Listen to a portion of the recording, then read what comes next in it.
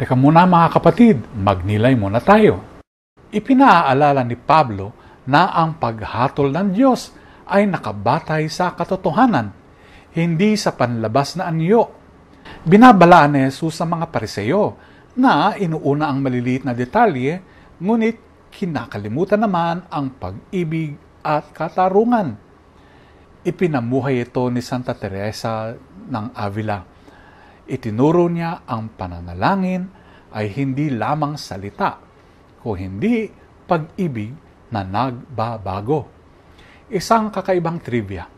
Sinabi minsan ni Michelangelo, ang dakilang pintor at iskultor, na nakikita niya ang figura sa loob ng marmol. Ang kailangan lang ay alisin ang sobra. Alam nyo, ganun din ang ginawa ni Teresa para sa kaluluwa.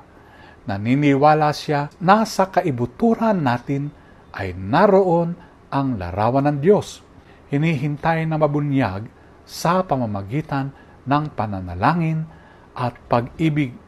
Habang ang mga Pariseo ay nagpapataw ng pasanin, itinuturo ni Teresa na ang Diyos ay naghahangad ng puso, hindi pagkukunwari. Ang kabanalan ay pag-alis ng kayabangan at takot hanggang sa ang matira ay ang pag-ibig. Pagnilayan po natin ito. Amen.